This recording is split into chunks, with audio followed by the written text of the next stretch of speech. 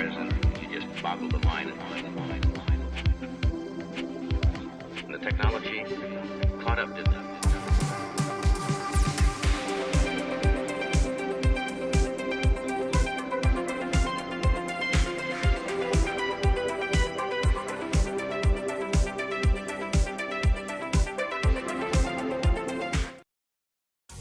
LWO1 WeatherNet. Liftoff conditions looking pretty good. CSTS is ready for launch. Ignition. Liftoff. Falcon 9 has cleared the tower.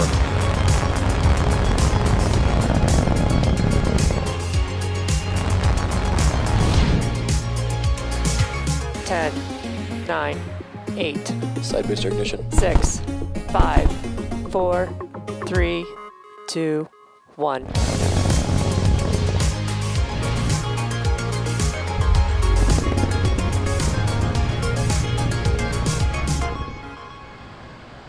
Good morning. It's Tuesday, October 6th, and on your screen is a live view of Falcon 9 awaiting its 7:29 a.m. Eastern Time launch from Launchpad 39A at the Kennedy Space Center in Florida. And hello from SpaceX headquarters in Hawthorne, California. My name is Shiva Bharadwaj, and I'm a space operations engineer here at SpaceX. Now, you are watching a live webcast for our 13th Starlink mission and our 17th mission for this year. If you've been following along at home, we've had to stand down this mission a few times now due to unfavorable weather conditions, as well as an out-of-family reading on one of our ground system sensors. But all the vehicle systems and ground systems looking healthy today. Weather, we're tracking one item, possible cumulus clouds along the ascent trajectory, so we'll keep you apprised of that as we hear more on the nets. Now, to date, we have launched more than 700 Starlink satellites to orbit. If you're not familiar, Starlink is a constellation of satellites that can provide high-speed, low-latency internet all over the globe, particularly in remote and rural areas where connectivity is often limited and sometimes completely unavailable. We will be performing 2 second-stage burns today to deploy those 60 Starlink satellites about 1 hour into the mission. Those 2 burns allow us to deploy the satellites into a circular orbit, which helps them get to their final orbit, about 550 kilometers above the Earth, much faster. Now, at this point, we are just under T-minus 9 minutes to go until liftoff. All systems looking go for on-time liftoff this morning. Now, on your screen is a live view of the Falcon 9. That's our 2-stage launch vehicle. Falcon 9 is 70 meters tall, which is greater than the wingspan of a 747 aircraft. This particular booster flew for the first time in May, taking Bob and Doug safely to the International Space Station on their historic mission. It also flew again in July for the Anasis 2 mission for the Republic of Korea. And the bottom 2/3 of the vehicle that you can see covered in soot from its previous 2 flights, that's what we refer to as the first stage. Its job is to accelerate the vehicle through the Earth's atmosphere to space with the help of 9 Merlin engines that it has at its base. We will be attempting to recover this first stage for the 3rd time on our drone ship named, Of Course I Still Love You. You can see on your screen there, about 624 kilometers off the east coast of Florida. Now, our first stage is designed to be reflown 10 or more times with minimal refurbishment between flights.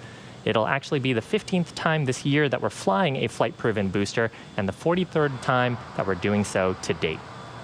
Atop the first stage is the black carbon fiber inner stage, and on top of that is Falcon 9's second stage. It has a single Merlin vacuum or MVAC engine, which is actually hidden from view inside that black inner stage. And once the first and second stages separate about 2.5 minutes into the mission, the Merlin vacuum will ignite to carry those 60 Starlink satellites onto a circular orbit around our planet. Falcon 9 has been loading propellants since the T-minus 35-minute mark. As a reminder, we use a rocket-grade form of kerosene called Rocket Propellant 1, or RP1, as the fuel, and superchilled liquid oxygen, or LOX, as our oxidizer to power Falcon 9. Currently, RP1 is fully loaded on both the first and second stage, liquid oxygen nearly fully loaded on both stages. LOX will be continued to be topped off right until the last 2 minutes before liftoff. Now, at the very top of the rocket is this nose cone structure. This is what we refer to as the satellite fairing, and inside that is a stack of 60 Starlink satellites. The fairing's job is to protect the satellites from aerothermal heating, aerodynamic loads, and contamination during the ascent portion of the mission. But once we get to the vacuum of space, we actually don't need it anymore. So we'll jettison those fairing halves as the second stage continues its journey to orbit. Now, one of the fairing halves is brand new, but the other previously supported 2 Starlink missions, one in May of 2019 and another in March of this year. And we will be attempting to recover both halves today using our recovery ships named Mystery and Mischief. Now, at this point, quick update on the weather. The 45th Space Wing gave us a 70% chance of go, the primary concern being cumulus clouds along the ascent trajectory. Still waiting to see if we will be go for launch at 7:29 Eastern Time, but from what I've heard, we are trending towards green for launch. Now, with that, vehicle, satellites, weather, and range looking good for an on-time launch. Weather, of course, with that watch item right until the final minutes before liftoff. Now, as many of you know, the Starlink team is well into the first phase of testing with our private beta program. During this time, the Starlink team has been collecting latency statistics and performing standard speed tests on the system. The initial results from these tests have actually been really promising, showing super low latency and download speeds in excess of 100 megabits per second. As we've mentioned previously, we are still in the beginning stages of building out our global satellite internet constellation, but the initial results do look promising, and we're looking forward to rolling out a public beta later on this year. Earlier this week, we also heard from emergency responders in Washington State who have been using Starlink for their purposes and to help bring the residents of Malden, Washington internet service as they rebuild their community following devastating wildfires that hit that area back in August. A representative from the Washington State Military Department said he's never worked any tactical satellite equipment that has been so quick to set up and anywhere near as reliable. And the way that these emergency responders deployed Starlink is actually representative of how it currently works best in remote and rural areas where internet connectivity is sometimes unavailable. As I mentioned, the network is still very much a work in progress, so if you'd like to help build it out, head on over to SpaceX.com and check out our careers page. And if you'd like to receive updates on Starlink news and service availability in your area, please go and visit us at starlink.com.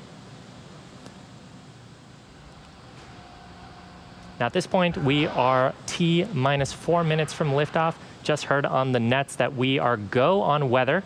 Falcon 9 is moving into the final stages of countdown. Vehicle is looking healthy. At this point, the first and second stages have nearly 1 million pounds of that rocket-grade kerosene RP1 fuel on board and liquid oxygen. And the clouds that you're seeing there around the second stage is from actually that super chilled liquid oxygen. We do periodic vents. You actually just saw one there as we continue to top up those propellant tanks until the T-minus 2 minute mark. And when that cold oxygen comes into contact with the moist Florida air, it actually causes water vapor to condense and form actual clouds around the vehicle. Now, we're expecting the first stage to finish up prop loading, so it'll close out LOX loading just under 10 seconds from now. And second stage will be shortly after at about T-minus 2 minutes.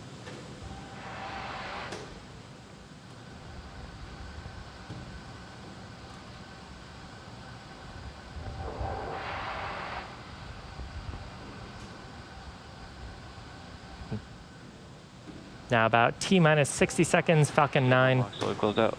There's that call out for LOX load closeout.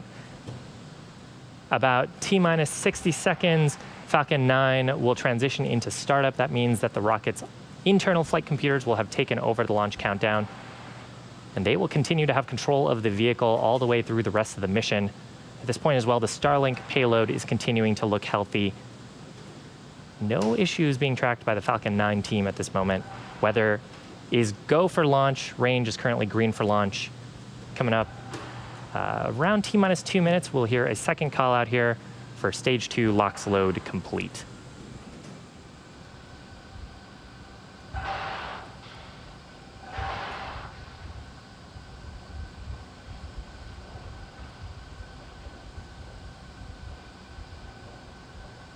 Stage 2 LOX load is closed out.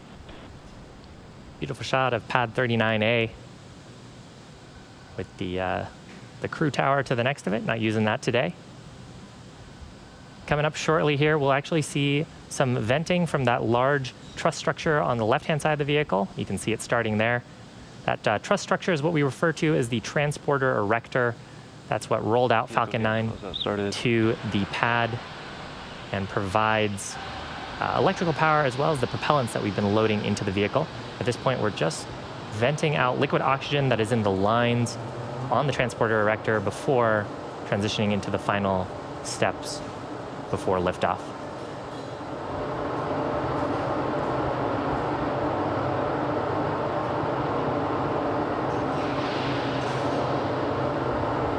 Falcon 9 is in startup.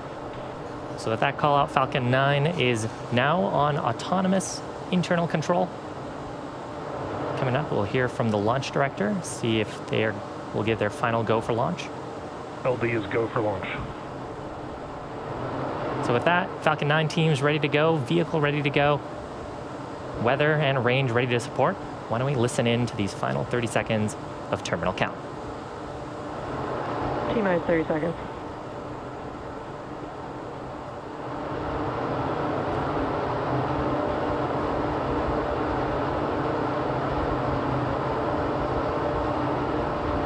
Stage 1 flight press.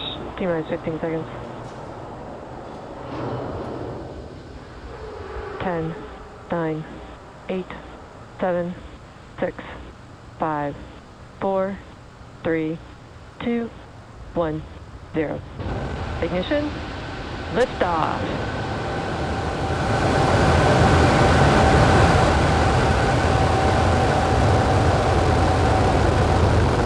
We're pitching downrange. Stage 1 propulsion is nominal.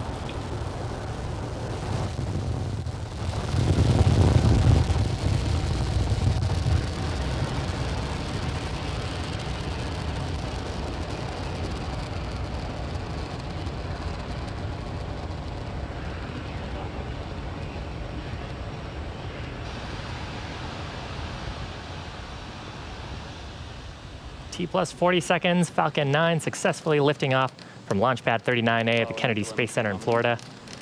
We're taking that Starlink orbit to its first, Starlink satellites to its first targeted orbit and eventually a circular orbit. We actually just throttled down for maximum dynamic pressure, or max Q, on those 9 Merlin engines. We'll expect to hear that call out here shortly. Vehicle is supersonic.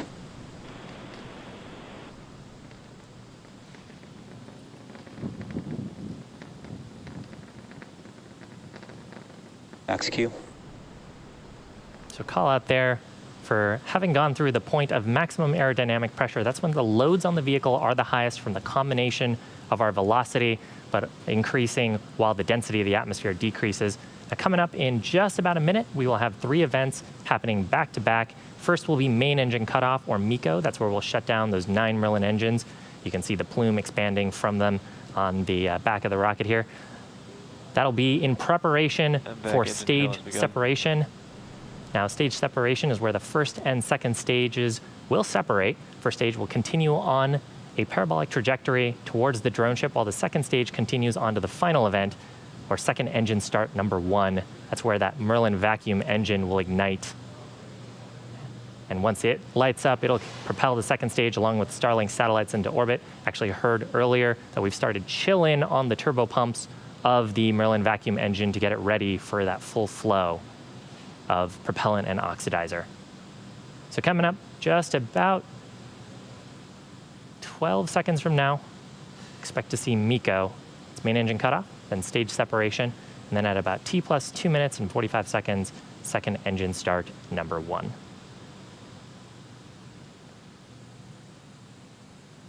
MECO. Stage separation confirmed.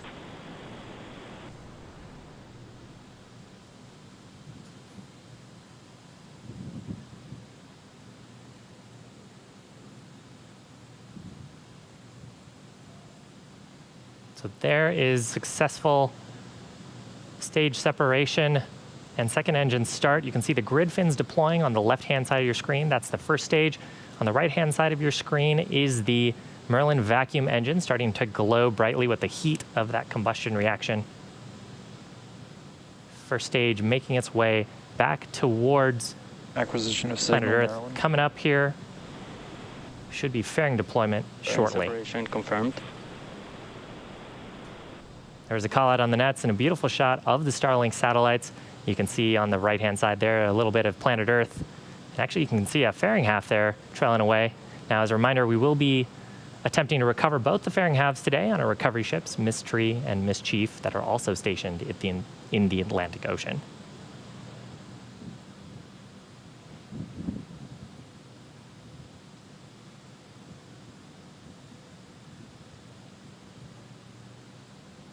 Second stage heading towards its targeted drop-off orbit. Now, while that's happening, the first stage is actually going to execute 2 burns to make its way back to Earth. You can see right now that we are actually pitching the first stage vehicle to try to get those Merlin engines facing towards the atmosphere. Signal Bermuda.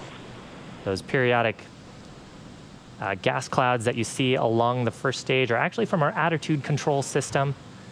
And once we get to the top of the Earth's atmosphere, we'll ignite 3 of the 9 Merlin engines for entry burn. That'll help slow down the first stage as it re-enters the upper parts of the Earth's atmosphere.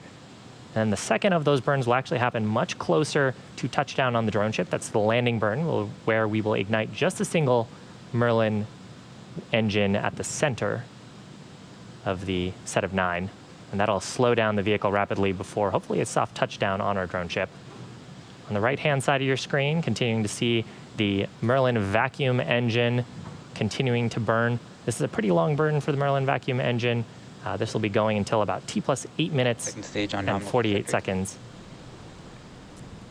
Call out there from the navigation officer that the second stage is on a nominal trajectory at this point.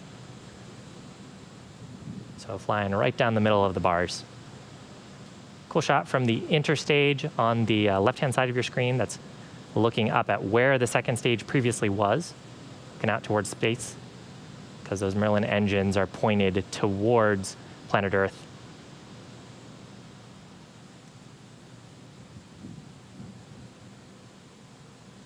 Coming up in about a minute from now, we'll expect to see that entry burn start. Entry burn will expected to last about 20 seconds. Again, that'll be 3 Merlin engines, and usually you can actually see the plume sort of creeping up the side of the rocket, since the vehicle is right now both going thousands of miles an hour.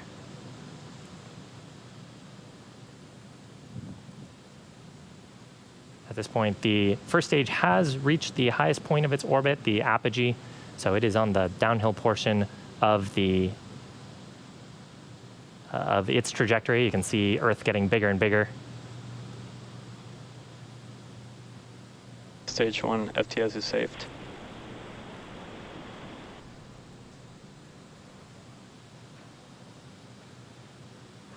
Stage 1 entry burn startup. Startup of those 3 Merlin 1D engines on the first stage. Second stage continuing to burn nominally. Expected loss of signal, Cape. Stage 1 entry burn shut down. So with that, we will continue on the first stage to apply some attitude control from those attitude control thrusters. And as the atmosphere gets thicker and thicker, the grid fins will actually start to gain most of the control authority. Second stage on nominal trajectory.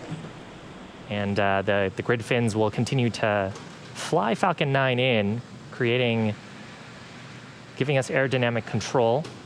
Looks like we just lost the link as it re-enters there. Here's a shot of the drone ship. Again, that's 624 kilometers off the east coast of Florida, awaiting first stage for a landing attempt. Second stage continuing to look good. That glow that you see on the nozzle extension is normal. That's just from the heat of the combustion reaction radiating out to space through the nozzle. Now, part of the reason why the second stage has such a large nozzle is to try to get the most out of the propulsive gases that we're producing in the propulsion chamber. And so that allows the second stage to be a little more efficient in the vacuum of space. Coming up here, we expect to hear a call out for landing burn start on the first stage. That'll be just a single center Merlin Stage engine. 1 landing burn startup. Shortly after, we'll expect to see landing leg deploy, and then hopefully a touchdown on the drone ship. Terminal guidance. Stage 1 landing leg deploy.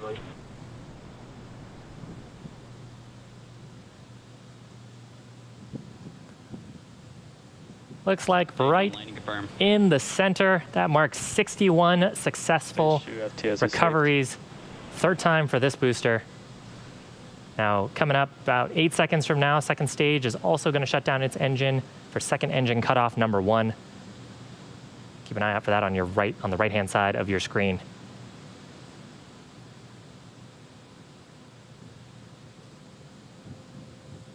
Seco 1. And successful shutdown of the Merlin vacuum engine. Navigation officers will be assessing whether we have ended up in the right orbit. And most of the way up, we were right down the middle. Nominal orbit insertion. So good call out there. We're in the first of 2 planned orbits. Now, the second stage is going to coast in this orbit for about the next 30 minutes. We're actually going to take a break while it's doing that, but we'll leave you with an animation that shows exactly where the stage is in this coast phase. And we'll see you back here at T plus 42 minutes for reignition of the second stage's engine. See you back shortly.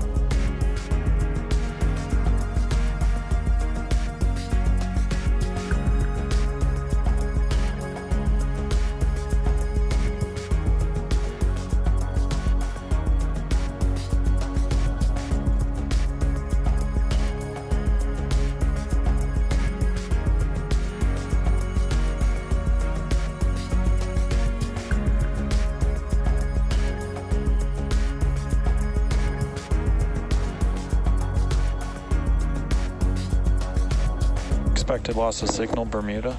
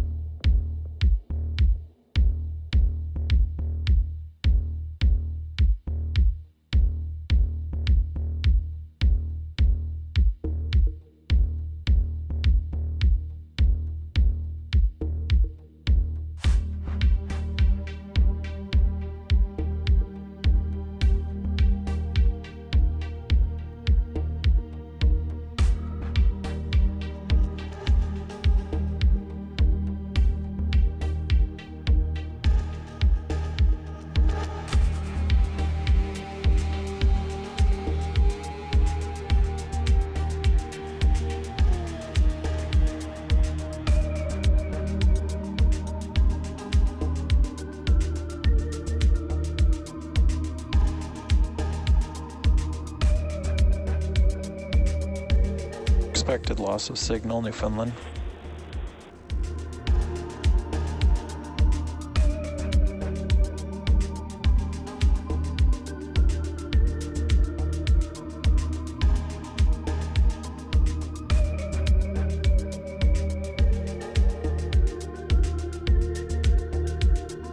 Acquisition of signal, Goonhilly.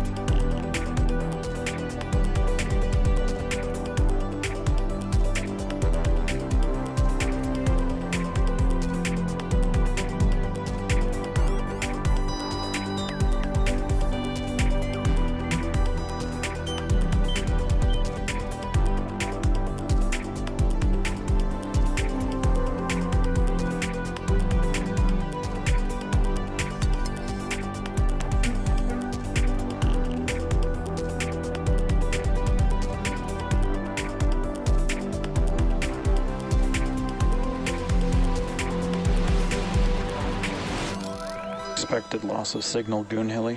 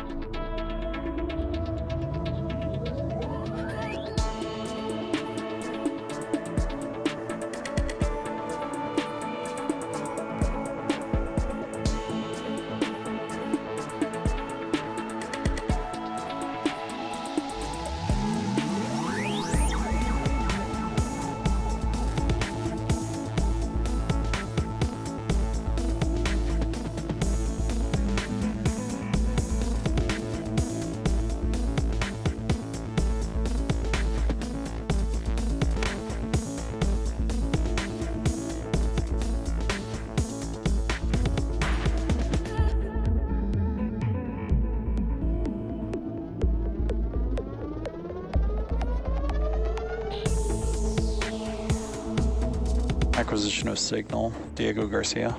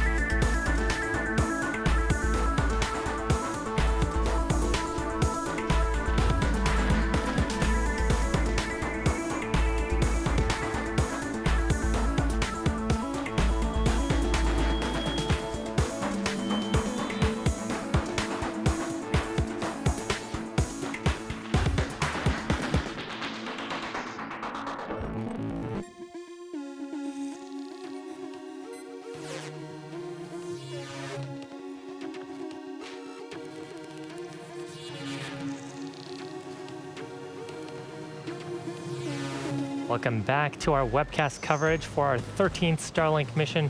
Now, if you're just joining us, we had a successful liftoff at 7:29 a.m. Eastern Time, successfully recovered that booster. Second stage is on a nominal orbit, and we're just awaiting about 10 seconds from now what's called second engine start number 2. That is ignition of the Merlin vacuum engine to bring us into a circular orbit.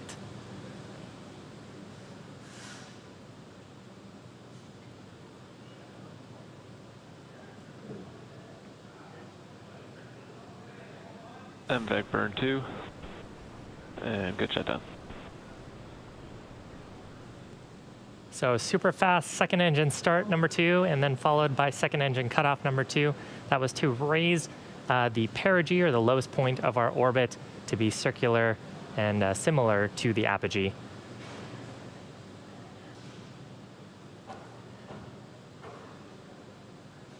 And we also, looking at the data, have confirmation of a good circular orbit. And we actually got some cool shots as well from recovery. This is a shot from our drone ship. Just read the instructions, and you can see on the horizon there, that is the first stage from today's mission on, of course, I Still Love You. Again, that's the third landing for that booster, 61st overall recovery. And we actually caught a fairing half today as well. That's the active fairing half, and this fairing half has flown 3 times, landed it right square in the middle of the net. We did have to abort the catch attempt on the passive half, but we're in the process of recovering that from the water on our other recovery vessel. So from here, second stage is going to continue in this orbit for about the next 16 minutes. During this time, it'll actually start to pick up a spin on its central axis. It'll start using its attitude control system to start a small rotation, and that's to give the Starlink satellites the momentum they need to space themselves after they do their deployment activities. That's expected to happen at about T+1 hour, or around 8:29 a.m. Eastern Time. So we'll see you back then.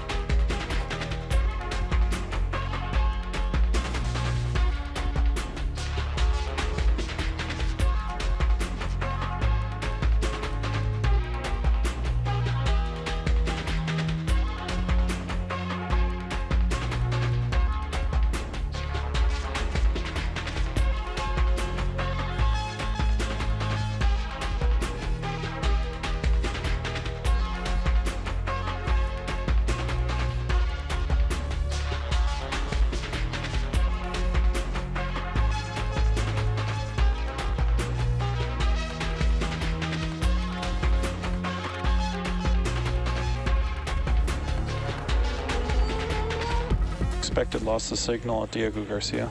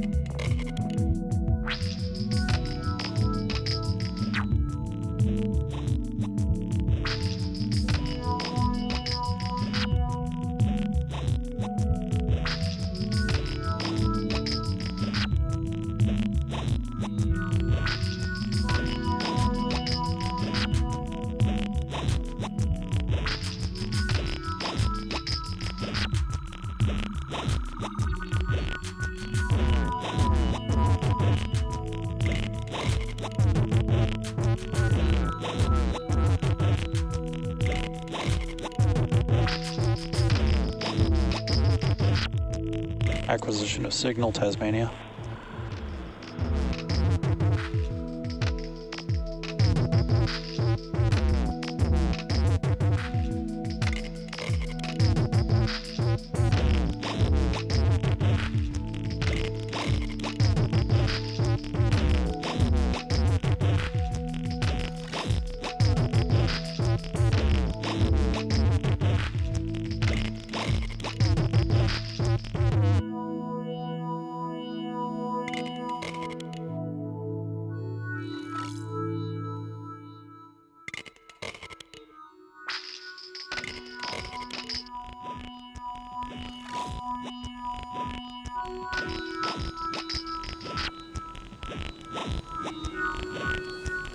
Welcome back to our coverage for the Starlink launch.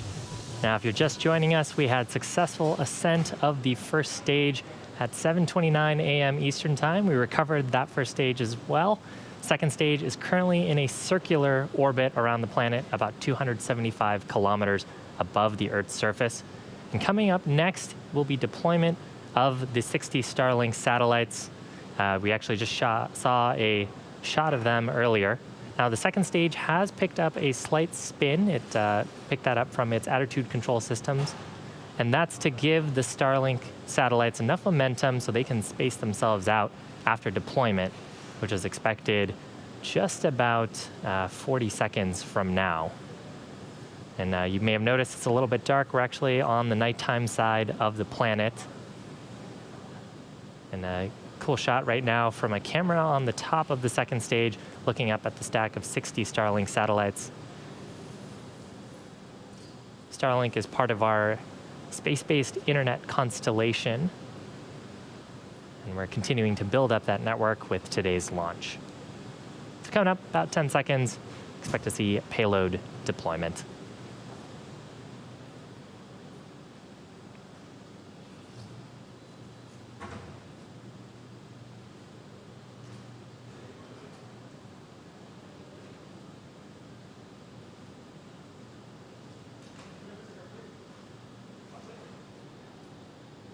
Starlink deployed, confirmed.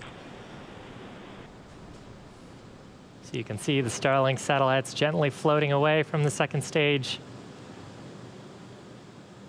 Now, shortly they will, once they've had a chance to space out a little bit, they'll deploy their solar arrays, and over the next few days and weeks, they'll start to distance themselves out using their onboard ion thrusters to make their way to their final operational orbits, about 550 kilometers above the Earth's surface. So happy to see them off and on their way to complete their mission. And with that, it's actually going to bring our webcast coverage to a close. We want to give a big thanks to the Range and the Federal Aviation Administration for supporting today's mission. If you're interested in getting future news about Starlink, head on over to starlink.com and sign up for updates. With that, we hope you have a wonderful rest of the day and a happy end to Scrubtober.